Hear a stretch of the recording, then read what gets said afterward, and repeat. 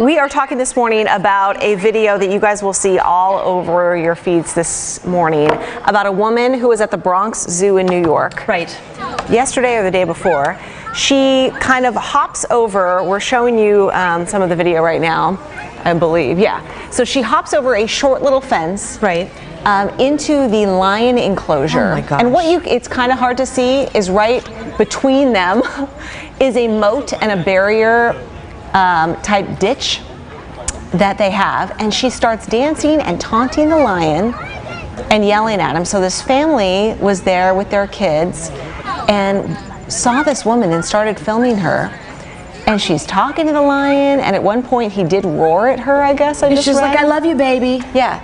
I mean, just being a And what fool. else did she say? She's not afraid of anything that's living or something breathing, like that. something like that. So my first thing when I saw that, I thought she must be mentally ill. There must be. I mean, clearly Right. she's not right in the head to do that to begin with. But I thought maybe there's something like actually clinically wrong with her. Yeah. All the write-throughs that I've been reading this morning about this basically say she's doing it to post on social media, and that's it. She's trying to take a great video that goes viral. That's the impression that you get. Which And is, we're talking oh my about it, gosh. so that doesn't help things. But yeah, this is bugging me so much because you've seen in these situations where people do completely stupid things at zoos, and then the animal gets shot and killed. Gets euthanized, you know? absolutely. And maybe that person is charged. They're actually looking for her to charge her with trespass, and they say, she could have been killed.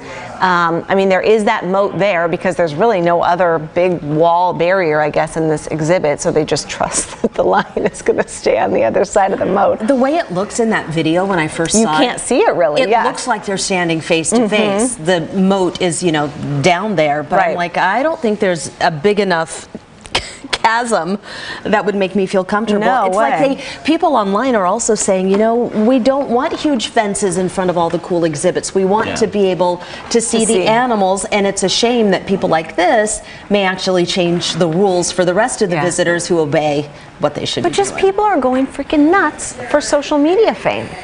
I mean, to go viral. Well, we put it on the news, and we're not completely innocent in this entire affair. I mean, that's part of the reason they do it too. Yeah. And we show it off. Is it a lesson for other people to learn, I mean, I don't know. Or is it just egging it on? We've gotten some comments. I don't know if producer Jess, you can pull up my Facebook page, and let's just kind of read from the top. So Katie says, wow, she is incredibly lucky the lion didn't attack her. Had she been injured and survived, she would have sued the zoo for a lot of money, saying they needed better fencing to keep me out. Yeah, I would like to think this woman is going to be permanently banned from any and all zoos. Absolutely, at the very least. If they can find her, She should be. Anne says, this is so irritating. Charge her with trespassing and hold her accountable for her actions. People can't go around thinking the rules don't apply to them. Michael Nagy, charge her, and for her part of her sentence, she needs to clean all the cat cages at the zoo. Lonnie Johnson, innocent zoo animals have been killed before because of humans getting into their enclosures. Let's see. So, yeah. Yeah, I think everybody is universally horrified by the idiocy. Yeah, there's no defending her. No, no defending. No. So let's talk about this then. As a news organization or a news station, do you not run that video?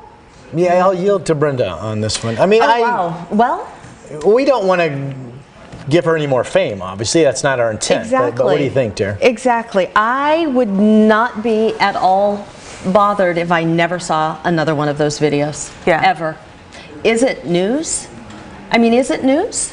Right. People are talking about it, but does that make it news? I guess that's the question as organizations that we have to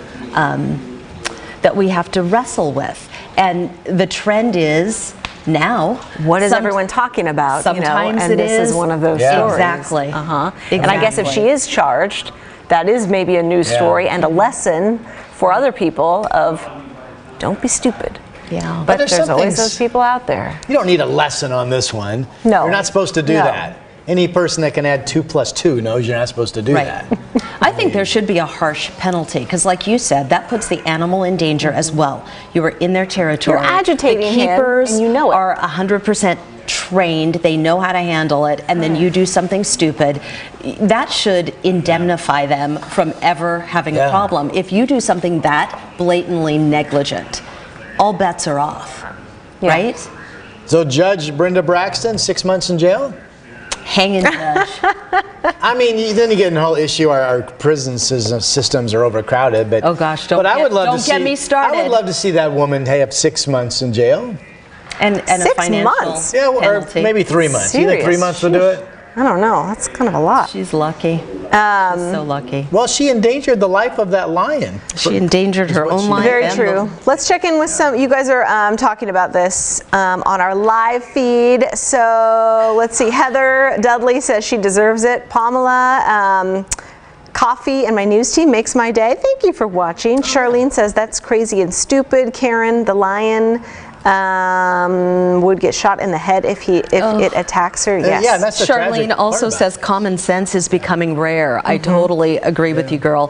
Paul Anderson, you know, you kind of read my mind. He said, would have been nice to see some natural selection.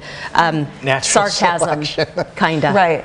Wait a minute, that's the big you taking do out the dumb small. I don't stuff like and that. You get what's coming to you, I guess, you know, It's and just, that. But apparently, I wonder if the zoo's going to be making some changes now. I'm laughing because I'm thinking of the natural selection, the big taking out the small. Now, Yeah. I'm only 5'4". That makes me nervous. It's literally the king of the beasts. You are not a target. Taking out somebody. There was I was reading about another woman in another zoo who jumped into the ape cage to take a selfie with one of the big gorillas. Yeah, I remember that. It's like, oh my Yeah. It's all for And this, it's different you know? if they have some kind of enclosure that, you know, even people with their kids, you know, sometimes they're hanging over the edge looking at something down there and somebody drops and there all kinds of bad things have happened. People just need to stand back. We have no self-control. I like at the Oregon Zoo in the lion exhibit, they have this big glass wall that's down by kind of the water, and the lions are always up on that rock. Have you guys gone to the zoo? Oh yeah, I know what you're talking about. The lions can come right up to the glass. And they can come down.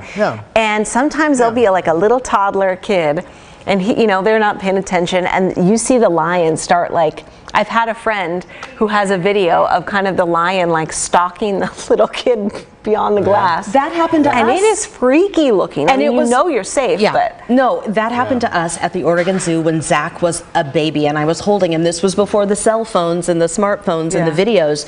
But everybody who was on the line, so you're like behind a bar and they're behind a cage.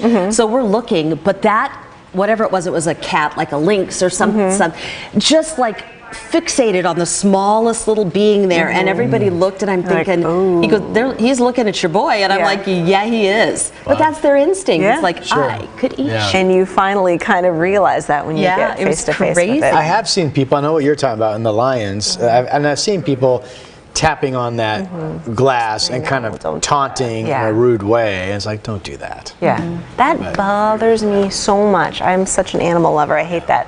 Okay, our second topic, and what I posted on Facebook earlier today, we had fun with this today. Can I just say this? Okay, go ahead. Our director, Brian Matthews, is such a troll. He said, I'm thinking of jumping into the news camera shot, taking a selfie and running off. Oh my gosh. You should, Brian. I dare you. Get you on here finally. He's laughing. That's hilarious. I know, we are in our own zoo, right? Of your phone. Don't feed the news people. Oh, please do. Speaking of food, feed the news people. We want to talk about kale this morning. Kale. Kale is a hot topic. This morning I was scrolling through and I was eating my avocado toast. Were you? 2:30 this My daughter morning. loves avocado toast. It's easy. It is another millennial treat, kind of like kale. The boomers like it too. I know. We're all three, shockingly, more so for you, kale lovers. Well, I would say I'm a kale lover, but it's in a lot of the food that I eat. My wife's mother puts kale in many things that she makes. Yeah, I like that. She's literally saving your life, as I said on television. What did you call him? A Budweiser. I was like called me a hamburger-loving, Bud Light drinking. Yeah. But you love kale. So, kale sales are on the decline. They have plummeted now, and Google searches for kale recipes are at their lowest since 2014. So apparently, so this is the article you guys are checking out on the New York Post this morning, showing that the kale craze is supposedly over. So everyone's kind of jumping in, you know, joking around on the internet of like, see, you guys never really liked it. It was just a fad. I do think that that's exactly what it is. I mean, it's nutrient dense. It's still as healthy as ever. Absolutely. Very, very healthy. Yeah, that hasn't changed. Yeah. People make fun of like, because it's just so tough to chew. But you put a little vinaigrette How do you do it? on it. I like it in a salad. I like to mix it with other greens. Or if you're having a kale salad, a little vinaigrette, so it's a little bit tangy, a little bit sweet. Yeah. Shredded carrots, a few like roasted nuts, maybe a few dried cranberries. You go, girl. That sounds good. Yeah, it's delicious. I love kale. I have a bag of kale in my produce drawer. Do you buy the curly leafy stuff or the lacinato, like the flat Italian? I do the lacinato if I'm going to make kale chips, right? Because that's easier to spread toppings on. Kale chips? Mm-hmm. You can just stick them in the oven. Okay. They get all crispy and yummy, and you can put like some nutritional yeast and salt, and it's delicious. Okay. Oh, and so how does your mother-in-law do it? She puts it in soups. Well, I mean, I think of it in soup slabs. I think it's really good. I like it better in soup than cabbage myself. But Grandma Kim has it in a lot of salads, and I don't think kale's ever in kimchi. Grandma Kim treats you so well. Well, Grandma you talk Kim about is her one often. of these people that she can quote the healthy aspect of any food and take it right down to this will help you with your arthritis, this will help you with your cold, this will help you with your knee ache, this will help your digestion. She knows all that stuff. Yeah. We need love to that. have her on the stream. Yeah. Rob St. Helen, one of our great viewers, good morning, Rob. He says, I haven't seen any cookies with kale yet, so that's a big no for me. No, hey. Cookies with kale. That could be a thing. Have you done mousse with avocado? Speaking of that before? Mousse? Mousse. Like chocolate mousse? Oh. Avocado, if Do you know put it that I was with thinking cocoa. of M-O-O-S-E. That's like, you mean mousse? The mousses? Okay, sorry. No, Chocolate mousse. you can whip it up and make like pudding and chocolate mousse. Some unsweetened cocoa powder, avocado, you know, whatever, a little sweetener, and you cannot tell the difference. And there's something healthy in there. Oh, it's so good. Interesting. Okay, cool. People were kind of commenting and making fun of kale. Of course. Kale did kind of come out of nowhere years ago, didn't it? It was always a garnish on like a platter. Yeah, it was just the ruffly thing that they would put like ambrosia salad on top of. Molded Jello salad set Exactly, yeah. But nobody really ate it when I was a kid. Nobody ate it, right? It was always just the molded thing Jello salad set on top of the kale. You're right. And not molded, but molded. Yeah. They molded. My favorite recipe is I like the leafy curly kale, and tear it up. Put lemon juice, olive oil, diced shallots, and salt and pepper, and stir it up. I stir it up for like a while before you're going to eat it, so that acid from the lemon juice can really kind of seep in there. Yeah. To break it down, and then you shave Mazithra cheese over the top. That.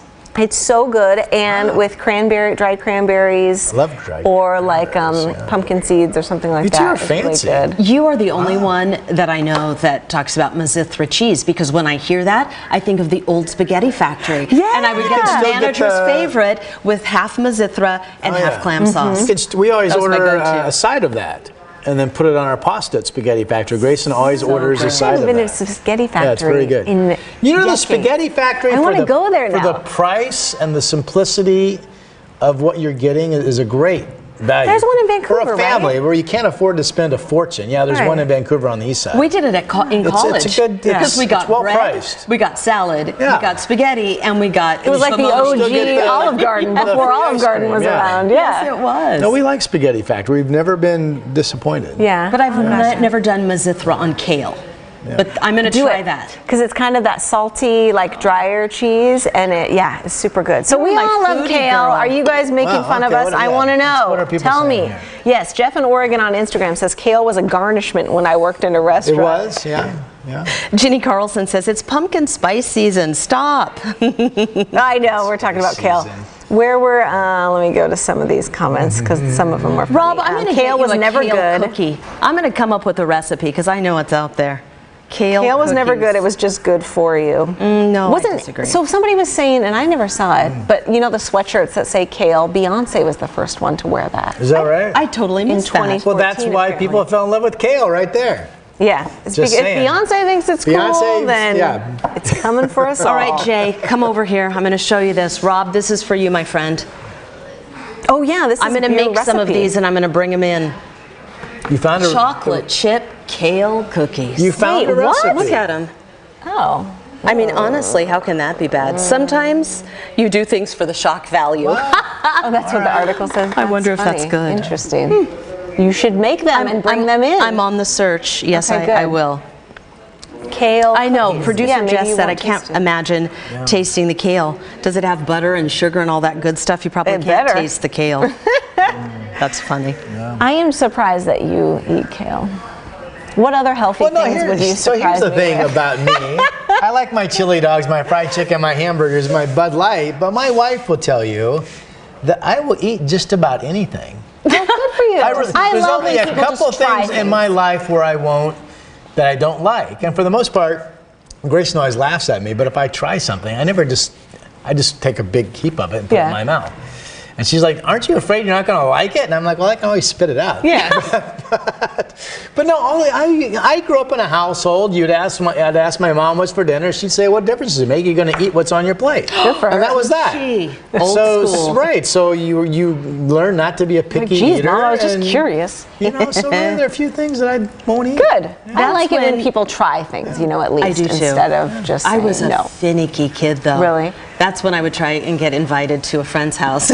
What are we having for dinner? I know, what are you having? Yeah, I go to your house. All right, you guys, thank you for chatting with us. We appreciate it. We will see you tomorrow. Have a great Wednesday.